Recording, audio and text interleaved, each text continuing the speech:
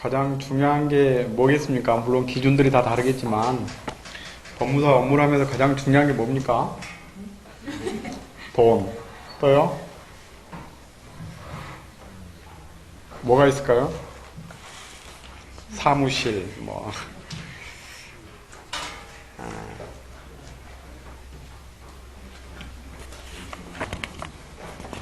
어떤 것이요? 업무요? 나중에 지나시면 가장 중요한 것은 행복입니다. 행복. 그러니까 그 모든 기준을 거기 지금 시간이 그래도 한 달 정도 여유가 좀 있는 거죠, 그렇죠? 그래서 한 달 정도 있을 때 어떻게 사무실을 운영할 것인지, 그 다음에 또 최소한 나는 어떤 기준에 의해서 일을 하게 될 것인지 이런 것들을 명확히 하시고 이렇게 진행하시는 게 좋을 겁니다. 나중에 실제로 업무를 진행하게 되면 생각보다 되게 바쁘고 바쁘다고 하는 것이 이꼬로 돈이 되는 것은 아니죠, 그렇죠? 그렇지 않습니다. 바쁜 것 이꼬로 돈이 되지 않습니다. 원래 돈 버는 사람들 절대로 바쁘지 않습니다. 그래서 저같이 맨날 바쁜 사람들은 돈하고 무관하다 이런 이야기죠. 그래서 적당히 바빠야 되고, 근데 이제 여러분들이 이제 일을 하루에 한 건을 하더라도 실은 직원도 한 2명 정도 필요하고, 일을 한 건을 해도 직원이 2명 필요하고, 일을 3건을 해도 직원이 2명 필요하고 한 것이죠. 그래서 기본적인 그런 뭐 운영의 내용 이런 것들도 여러분들이 지금 생각한 것하고 달리 많은 것들이 소요되게 될 겁니다. 그래서 여러분들이 생각하는 비용 자체가 나는 한 달에 한 1,000만 원 정도, 또 700 정도면 사무실을 운영할 수 있겠다라고 이렇게 여러분들이 계산을 하신다고 하면 한 1,000만 원 정도 들어가겠다 이렇게 생각을 하셔야 됩니다. 그러니까 여러분들이 생각하신 것보다 한 30% 정도는 더 많은 비용이 소요되게 될 거라는 겁니다. 그 다음에 실제로 이제 일을 해서 발생하는 수익 자체도 그 기간도 한 3개월 정도면 될 것이다 라고 생각을 했다면 그것도 5개월 정도 걸려야 될 것이다 이렇게 생각을 하시는 게 좋을 겁니다. 그래서 그런 것들에 즉 우리가 언제 정도의 수익을 낼 수 있을 것이냐, 또 얼마 정도의 거래처를 언제 만들 것이냐 이런 것들은 나중에 다 시간들이 해결하는 것들이죠. 그러니까 그런 부분들에 대해서 너무 이렇게 바쁘실 필요 없습니다. 그리고 또 법무사들은 기본적으로 지켜야 될 예의, 배려 이런 것들이 가장 기본적으로 필요하기 때문에 그러한 것들이 없이는 실은 저희들 업무를 10년, 20년 하기는 실은 어렵습니다. 제가 이제 개업한 지 14년째, 이제 올해 14년째 되는데요. 이제 일하기가 싫어지기 시작했죠, 그렇죠? 일하기가 싫어지기 시작했는데 그런 것들을 잘 버티려면 여러분들 처음부터 좀 시간이 좀 천천히 가더라도 잘 이렇게 생각해서 이렇게 하시기 바랍니다. 자, 저희들 한번 그 주주총회와 관련돼서 한번 볼까요? 저희 6페이지 한번 보겠습니다.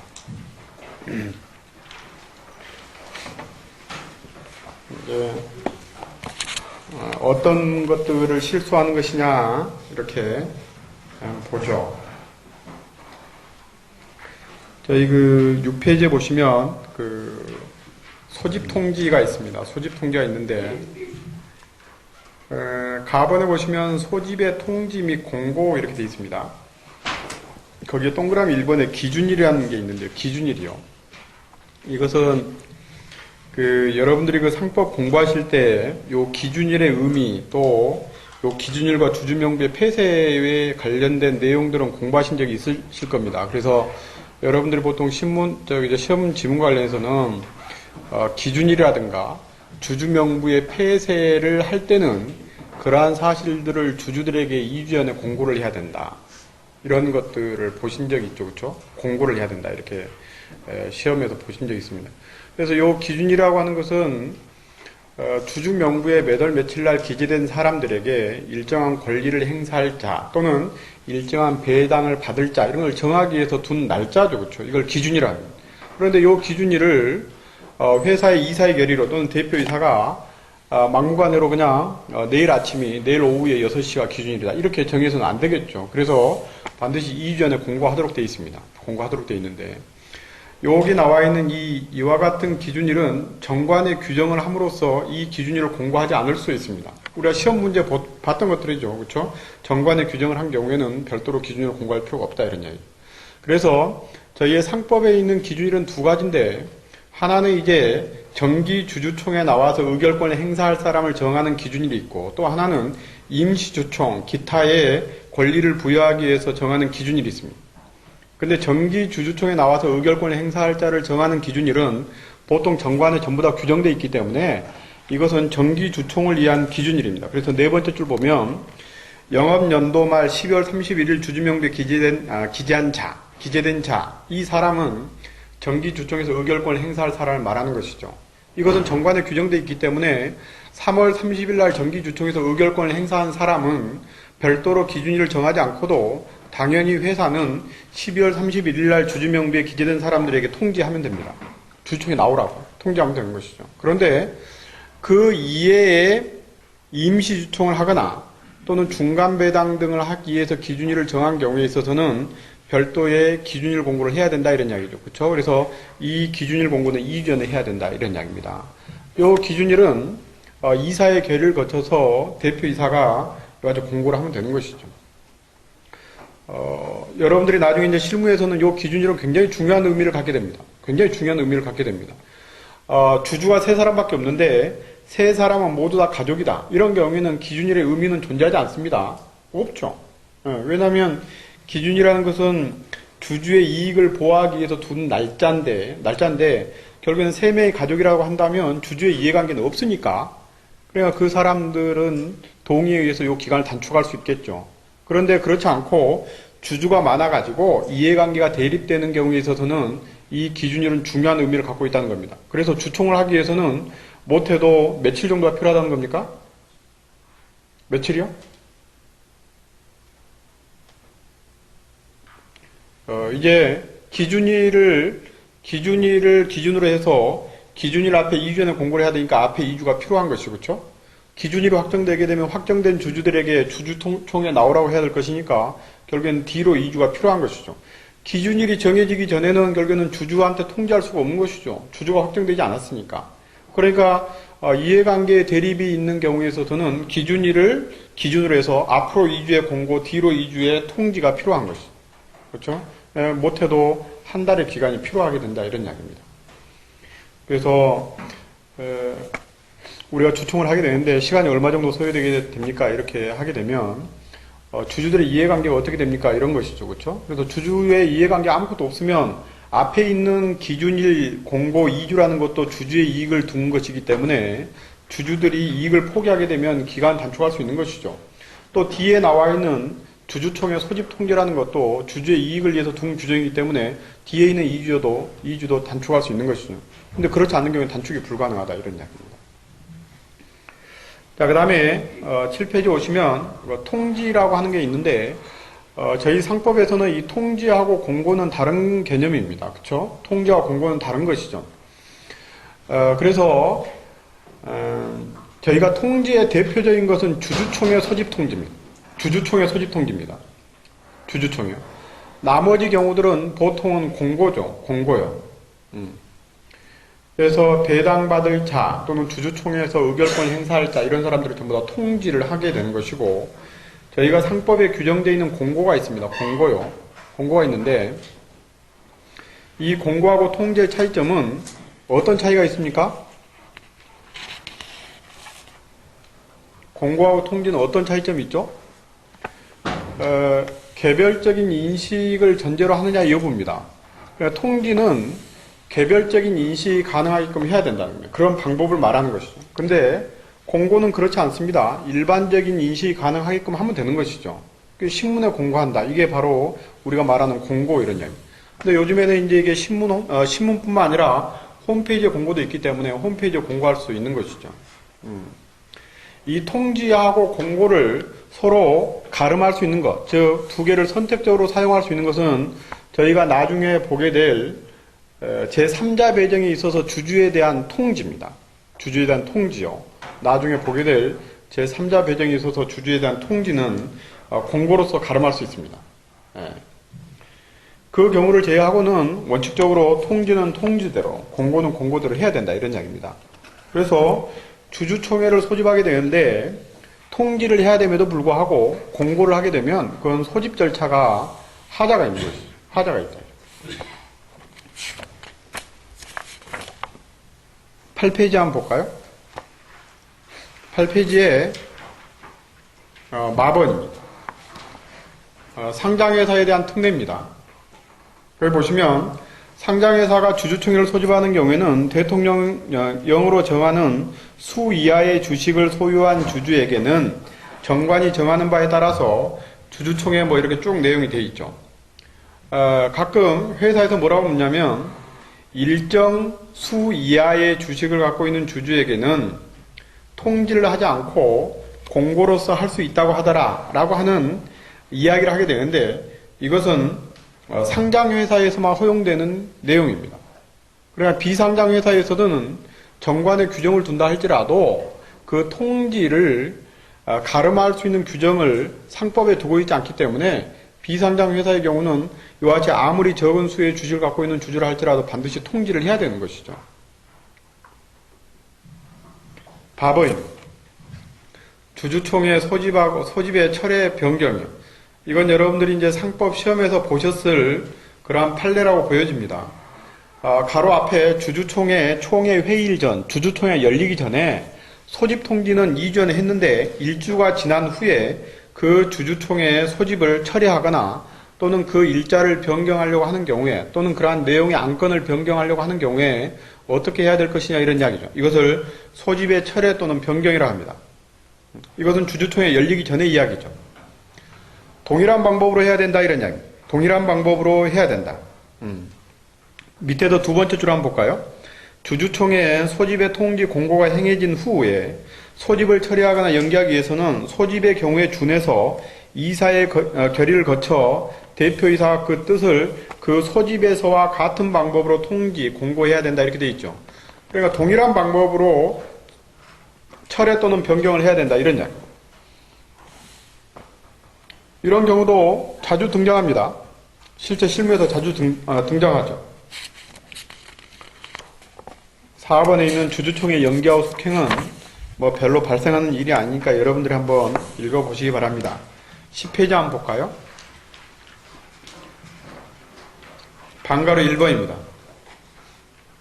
회의의 목적사항, 그 다음에 의안의 요령 이렇게 돼 있는데 요 두 가지를 보시면 주주총회 소집 통지를 할 때 거기에 목적사항에 보시면 기업번의 재무제표 승인의 건, 니은번 이사 선임의 건, 리을번 감사 선임의 건 또는 이사보수 한도 승인의 건 이렇게 제목이 있죠. 그렇죠? 이걸 회의의 제목 또는 회의의 안건 뭐 이렇게도 이야기를 하는 겁니다. 그렇죠? 그래서 회의의 목적사항이라 하는 것인데 이렇게 이제 기재를 해서 통지를 하게 되는데 이렇게 기재를 해서는 안 되는 것들이 상법에 규정되어 있다는 겁니다. 이게 여러분들이 이제 조문에서 보시게 된 구체적인 의안의 요령을 기재를 하라 이렇게 되어 있는 것들이죠. 하나만 보시면 두 가지만 보시면 정관 변경을 한다 또는 자본 감소를 한다 이런 결의를 하기 위해서 주주총회 소집 통지를 할 때는 어떤 정관을 변경을 어떻게 하는 것인지 또는 자본 감소를 할 때는 자본 감소의 건 이렇게 해서 통지를 해서는 안 되고 자본 감소는 주식을 소각해서 통지를 하는 것인지 자본을 얼마큼 감소하는 것인지에 대한 구체적인 내용을 기재해서 보내야 된다 이런 이야기입니다.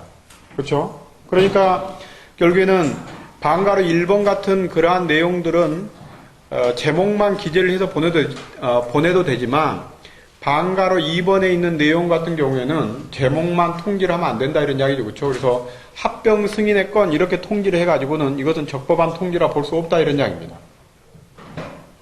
법률에 그렇게 규정되어 있으니까 그렇다는 것이죠. 방가로 3번입니다.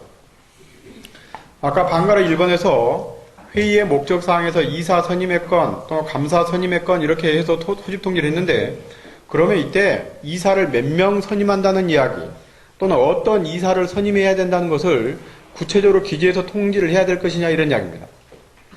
상장회사의 경우에는 반드시 통지의 내용에 구체적인 이사의 후보자, 즉 선임할 이사의 후보자의 내용이 반드시 기재돼서 통지됩니다. 이것은 여러분들이 신문을 보시면 그 공고 내용을 보시면 알 수 있습니다. 그러나 비상장 회사의 경우는 이와 같은 내용들을 통지하지 않습니다. 그냥 이사 선임의 건 이렇게 하면 되는 것이죠. 감사 선임의 건 하면 되는 것이죠. 그래서 여기 나와 있는 이 3번에 보시면 판례가 있습니다. 동그라미 2번에 이제 판례 보시면 이사를 선임할 때 이사의 종류를 구분해서 선임해야 된다. 이 경우에 이사의 종류를 구분하여 통지할 필요성이 있는가에 대해서 상장회사에 관해서는 특별한 규정에 의해서 임원 선임을 위한 주주통에 앞서 해당 후보자를 구별하여 통지하도록 규정하고 있지만 비상장회사의 경우는 별도의 규정이 없다는 점에 비추어서 선임할 이사 후보자를 구분해서 통지할 의무는 없다. 구체적으로 누구인가 내용도 기재할 필요도 없는 것이죠. 그러니까 이사 선임의 건 하면 되는 것이지 뭐 사내이사 1명, 사회이사 1명 이렇게 기재하지도 않는다 이런 이야기입니다. 그렇죠? 그렇게 통지하라고 하는 것이 없을 뿐만 아니라 상장회사에 관한 특례 규정에 특례 규정에 보게 되면 그 규정에는 이와 같이 구체적인 내용을 기재해서 통지하라고 되어 있지만 그 특례 규정이 아닌 일반 규정에는 이러한 게 없기 때문에 비상장 회사의 경우는 이렇게 할 필요도 없다 이런 이야기죠.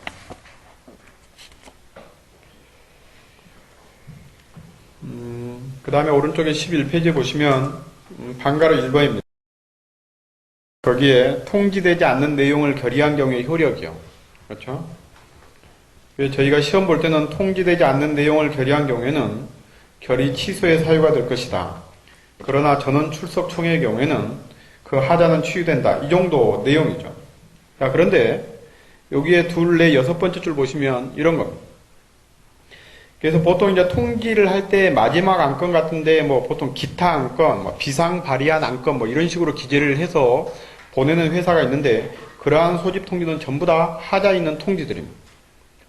자, 그런데 다만 회사 정관의 주주 전원의 동의가 있으면 미리 주주에게 통지하지 아니한 목적 사항에 대해서도 결의할 수 있다고 되어 있는 때는 예외다. 그 경우에 주주 전원이라는 것은 재적 주주 전원을 의미한다고 보아야 될 것이다. 미리 주주에게 통지하지 아니한 사항에 관한 결의에 가담한 주주가 그 결의의 취소를 구함이 곧 시는 성실의 원칙 및 금반의 원칙에 반한다고 할 수 없다 이렇게 돼 있죠.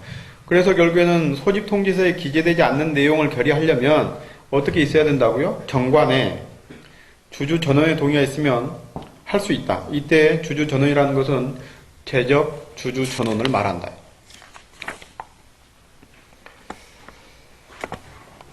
자, 그 다음에 13페이지 한번 봅시다.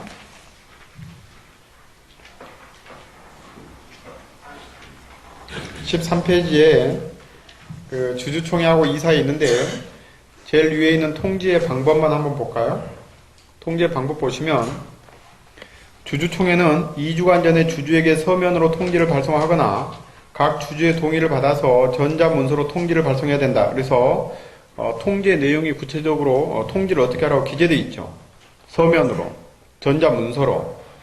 그 다음에 회의의 목적사항을 적어서 보내라 이렇게 되어 있습니다. 그래서 반드시 회의의 목적사항을 기재해야 되는 경우도 있고 회의의 목적사항 이외에 의안의 요령도 기재를 해서 통지를 해야 되는 경우도 있다 이렇게 저희가 봤었죠. 그런데 이사회는 그러지 않습니다. 이사회를 보시면 이사회를 소집할 때 회의를 정하여 그 1주간 전에 각 이사 및 감사에 대해서 통지를 발송해야 된다 이렇게 되어 있죠. 통지를 발송해야 된다고 하고 있는데 이때 이 통제 방법에 대해서는 상법에 규정이 없습니다. 그러니까 통제 방법은 없다는 것이죠. 뭐 서면이든 전화든 구두든 팩스든 가능하다는 겁니다. 근데 그 밑에 이제 그 박스에 보시면 화살표 옆에 정관의 통제 방법이나 통제 내용을 특정했다면 이에 따라야 된다 이렇게 하고 있습니다. 그래 주주총회 소집의 통지처럼 이사의 소집 통지를 보낼 때 구체적으로 안건을 기재했다면 그 안건을 벗어난 안건은 결의할 수 없다라고 하는 것이 판례의 입장입니다.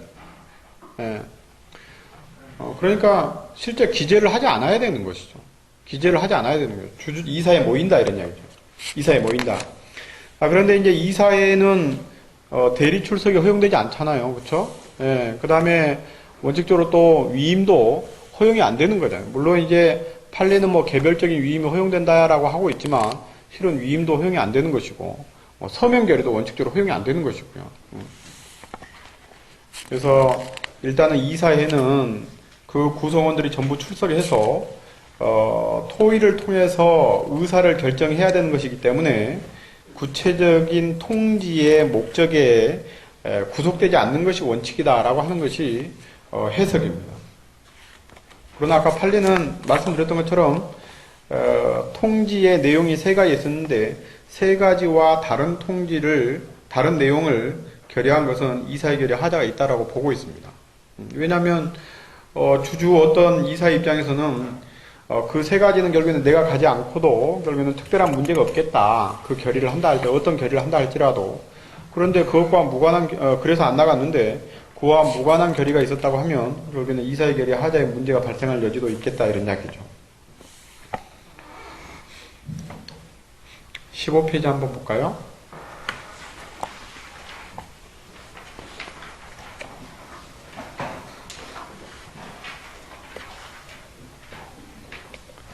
의사 정족수의 존재 기간입니다. 직선제에 의한 회장 선출 시 의결 정족수를 정하는 기준이 되는 출석 종원이라 함은 당초 총회에 참석한 모든 종원을 의미하는 게 아니라 문제가 된 결의 당시에 회의장에 남아 있었던 종원만을 의미한다고 할 것이다.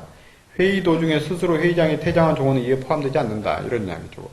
그래서 결의를 할 때 결국에는 몇 명이 출석을 했느냐 그리고 그 출석한 정족수에 의결 정족수를 산정할 때 이 의결 정족수라고 하는 것은 거기에 남아있는 사람들을 말한다는 것이죠. 남아있는 사람들. 이런 경우들이 있죠, 그렇죠? 실제로 있습니다.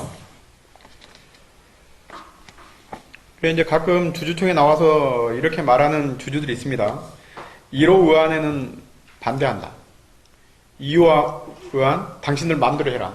3호 의안 당신들 마음대로 해라. 당신들 마음대로 하라고 하는 것은 찬성입니까? 반대입니까? 예? 뭐라고 기재를 해야 됩니까?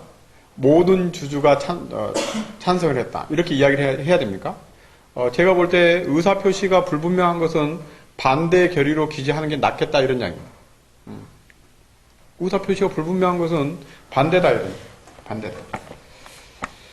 그러니까 뭐 이의가 있습니까? 이렇게 보통 이제 회의에 가게 되면 찬성하시는 분 손들어 주세요 이게 아니고 이의가 있습니까? 이렇게 묻습니다.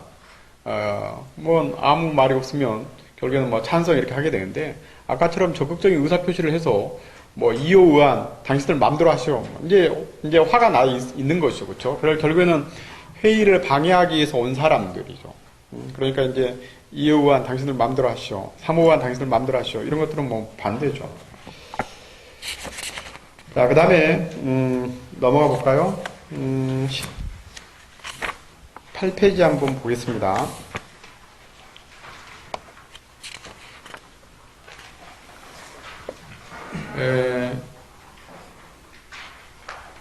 18페이지에 그 동그라미 1번에 있는 발행주식 총수의 미산입 이렇게 돼 있는데 알고 계시는 내용들이죠. 그렇죠? 가장 그 대표적인 주식이 두 번째 줄에 있는 자기주식입니다. 자기주식이죠. 자기주식. 자기주식이 그러니까 회사에 주식이 4만 주인데 자기주식이 만 주인 경우에는 뭡니까? 출석이 허용될 수 있는 주식은 3만 주밖에 없는 것이죠. 출석이 허용될 수 있는 주식은 3만 주요. 그래서 결국에는 우리가 3분의 1이 나오느냐 여부를 따지게 되면 4만 주의 3분의 1이 아니라 자기주식 만 주를 뺀 3만 주의 3분의 1이 출석했는가 여부에 따라서 회의의 개의 여부가 결정되는 것이다. 이런 이야기입니다. 그래서 여러분들이 이제 보게 되는 주식 중에서는 상호 보유 주식 같은 경우는 이런 건 잘 나타나지 않고 자기 주식은 자주 나타나게 됩니다. 이럴 때 이제 주주총회 의사록에 기재하는 방법은 뒤에서 한번 볼 수 있도록 하죠. 동그라미 세 번째요.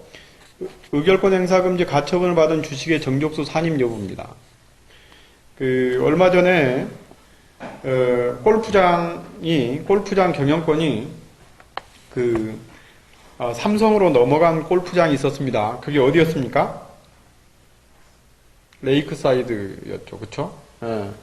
그 레이크사이드와 관련된 여러 가지 판례들이 있습니다.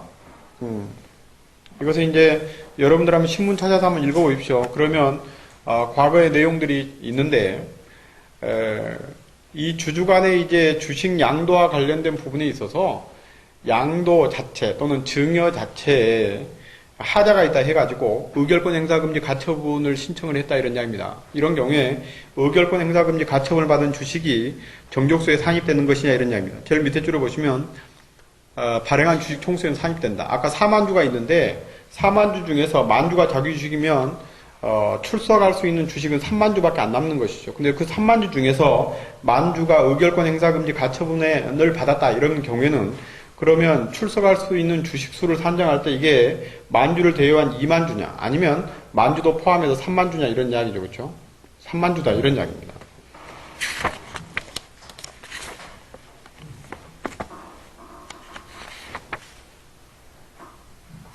자, 22페이지 한번 볼까요?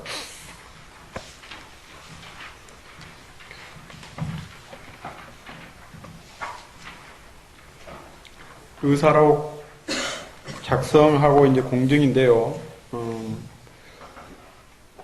이제 여러분들이 이제 이 의사록을 공증하는 경우는 저희가 이제 등기를 할 때 이제 의사록을 공증하지 않습니까? 의사록을 공증하게 되는데, 물론 요즘에는 등기를 하기 위해서 의사록을 공증한 경우뿐만 아니라 정관의 특별한 내용을 변경하기 위해서 공증을 하는 경우가 많습니다. 그런 경우가 이제 컨설팅 같은 것을 하고 있는 업체들에서 진행하게 되는 정관 변경이죠. 그러니까 그러한 부분이 이제 보수하고 퇴직금 지급 규정과 관련된 부분들입니다.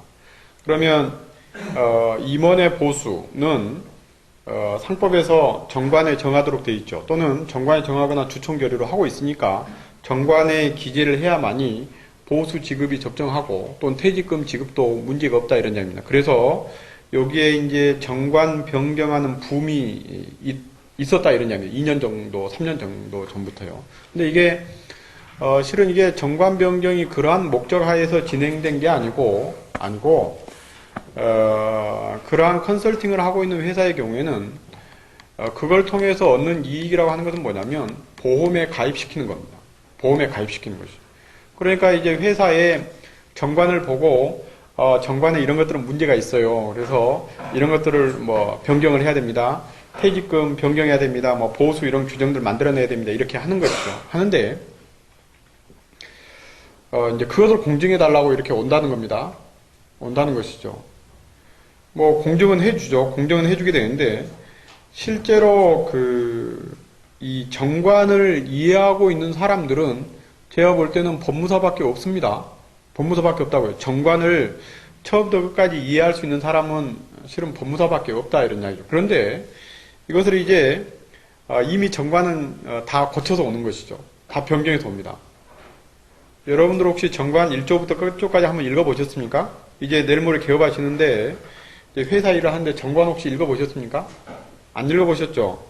왜냐하면 저희가 뭐 상법 공부를 하더라도 상법 1조부터 끝조까지 뭐 읽어본 사람이 없으니까. 읽어보시기도 하셨겠구나. 여러 번 공부를 하셨으면. 근데 이제 저희가 업무를 일단 시작하게 되면 이게 쉽지 않다는 겁니다.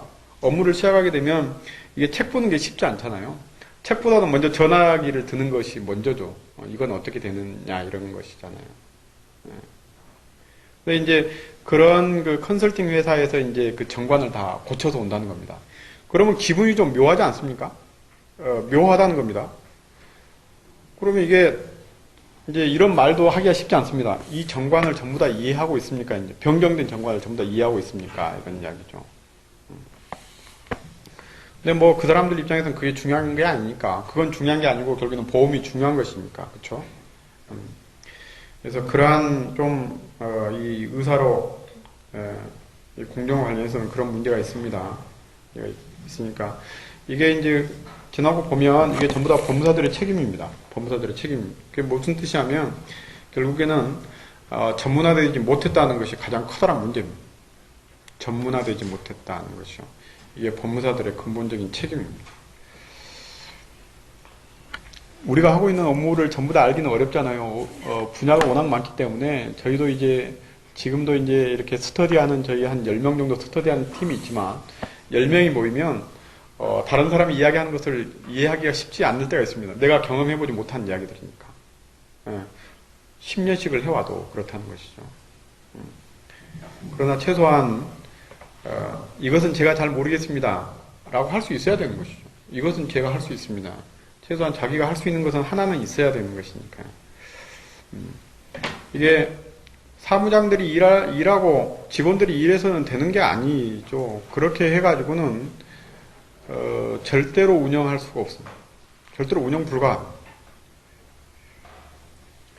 자, 하여튼 여기 나와 있는 이 의사록을 작성을 할 때는 가장 중요한 것은, 의사록에 있어서 가장 중요한 것은 정족수입니다. 정족수요. 정족수죠.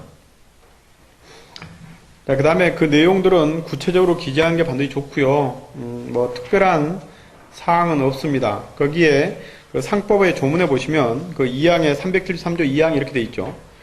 의사록에는 의사의 경과 요령과 그 결과를 기재하고 의장과 출석한 이사 기명날인도 서명해야 된다 이렇게 돼 있죠. 그래서 실제로 의사록의 경우에는 기명날인도 하지만 뭐 서명은 할 수 있습니다. 서명을 할 수 있습니다. 왜냐면 뭐 도장 안 가지고 왔다. 나는 뭐 사인하겠다 이런 이야기죠. 근데 이제 우리나라 사람들이 법률에서 말하는 서명은 사인을 말하는 것은 아니죠. 그렇죠? 법률에서 말하는 서명은 사인을 말하는 게 아니고 자서로 자기 이름을 기재하라는 것이죠. 그렇죠? 안 그렇습니까? 제 말이 맞습니다. 여기 이제 서명을 하라는 것은 자기 이름을 적으라는 것이죠. 물론 자기 이름을 갖다가 이렇게 적을 수 있겠지만 하여튼 보통 사람들이 말하는 사인 이런 것은 여기서 말하는 이 서명이 아닙니다. 23페이지요.